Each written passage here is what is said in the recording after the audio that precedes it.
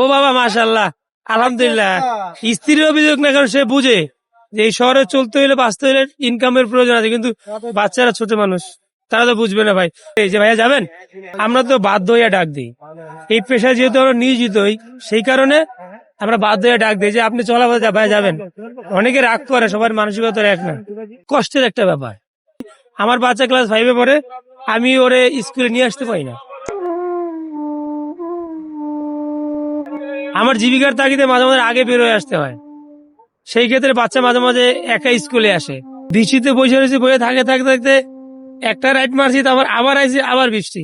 এইরকম নিয়ে চলবে, স্বাভাবিক, এটা আমার মেনে নেওয়া লাগবে। আমাদের আগে গার্মেন্টস চাকরি করতাম, এখন চাকরির বাজার খুবই খারাপ, পাচ্ছি না, সে ভিতরে করতে 4 বছর যাবত এটা। এখন মাঝে মাঝে ভালো যায়, কোনো মাসে 30,000 টাকা কামাই, কোনো মাসে 35,000 টাকা কামাই, কিন্তু কামাইলে তেল খরচ, মেকানিজম খরচ সব মিলাইয়া মাসে 20,000 টাকাই তো কষ্ট হয়ে যায়। এখন ঘর ভাড়া, বাচ্চার স্কুলের খরচ, একটা মানুষ সর্বনিম্ন 30,000 টাকা ইনকাম করা লাগবে এই শহরে বাইসা থাকতে হইলে। সেই ক্ষেত্রে আসলে আমাদের এখন নাজেহাল পরিস্থিতি, এক কথায় বলা যায়। বাইকে যাবে না অন্যান্য বাহনে যাবে, আমরা তো রাস্তাটা মুভমেন্ট, মানুষ দেখলে ডাক দেয় যে ভাইয়া যাবেন। সেই ক্ষেত্রে অনেকে রাগ করে, এটা স্বাভাবিক। আসলে আমরা তো বাধ্য হইয়া ডাক দিই।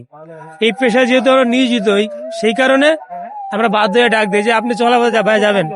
অনেকে রাগ করে, সবার মানসিকতা এক না।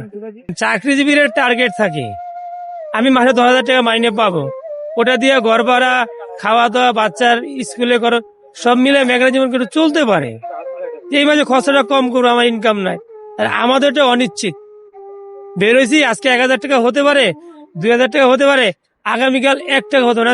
আজকে সকাল থেকে 8টা বাজে বেরোইছি, 550 টাকা ইনকাম করছি। তাহলে আমার তো মাসে 15,000 টাকা, যদি 500 টাকা ধরেন, তাহলে আমার সংসারের খরচ আছে মাসে 25,000 টাকা, ঘর ভাড়া, থাকা খাওয়া নিয়ে। তাহলে বাকিটা আমি কোথায় পাবো? চাকরিজীবীরা একটু ভালো, যেটা পাশাপাশি এটা করে, তাহলে আলহামদুলিল্লাহ অনেকটা বেটার চলতে পারে। এটা আসলে অনেক কষ্টের একটা ব্যাপার, বিশাল কষ্টের ব্যাপার। আপনি মনে করেন যে চাকরিজীবীদের একটা সপ্তাহে ছুটি থাকে, একদিন বাচ্চারে ফ্যামিলি নিয়ে সময় দিতে পারবো।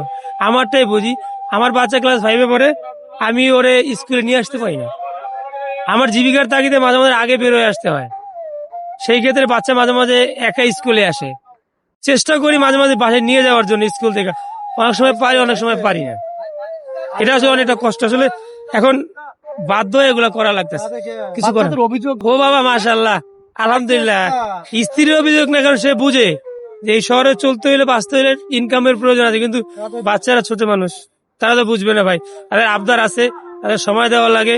এই যুগে বাচ্চাদের সময় না দিলে পারা যায় না, সঠিকভাবে মানুষও করতে পারবেন না। অভিযোগ থাকবে, এর ভিতরে আল্লাহ তাআলা বাঁচায় রাখছে। বাজারে না গেলে তো বুঝবেন না। এখন সর্বনিম্ন যে মাছটা কিনবেন, পাঙ্গা জাতীয় মাছ বলে যাকে, এটাও 200 টাকা কেজি। কি খাবেন? তেলাপিয়া 220 টাকা, 40 টাকা কেজি। ওই এর ভিতরে ভালো জিনিস তো খাওয়া হয় না, এর ভিতরে টুকটাক কিনে চলা লাগে, ডিম সবজির ভিতরে চলে যায়। ঢাকা শহরে ভালো থাকতে হলে একটা 4 জন সদস্যের একটা ফ্যামিলি সর্বনিম্ন 30,000 টাকা ইনকাম থাকা লাগবে। তবে সে 30,000 ইনকাম করতে পারবো, ভালো থাকতে পারবো, খাইতে পারবো, কিন্তু ফিউচারের জন্য কোনো কিছু সঞ্চয় করতে পারবে না। এই শহরে যে পরিমাণ বাসা ভাড়া, যাতায়াত খরচ, চিকিৎসা খরচ, আর স্কুলের খরচের কথা কথা মাথা কাজ করবে না। স্কুলে এখন ব্যবসা, প্রথমত কোমরে প্রচুর পেইন হয়, এটা মিডটাইম আমি 4 বছর ধরে করি, আমি এখন বুঝি। হয়তো আর 2-4-5 বছর করলে এমনি কোমরের ব্যথা প্যারালাইজড হয়ে যাবো। কারণ একটা রাইডার যখন 7-8 ঘন্টা 10 ঘন্টা রাইড করে মোটরসাইকেলে, অন্য শোল্ডার এবং পিছনে কোমরে খুব পেইন হয়। ওই যে বললাম, কোন রকম বেঁচে থাকা যায় শহরে, সঞ্চয় করতে পারবেন না। আর আল্লাহ তাআলা যদি অশেষ মেহেরবানি, যদি বড় কোনো রোগ দেয়, তাহলে যারা রাইড শেয়ার করে আমার মতো, যদি ফ্যামিলিতে অতীতে সঞ্চয় না থাকে, ওই যে বিনা চিকিৎসায় ঢুকতে হবে।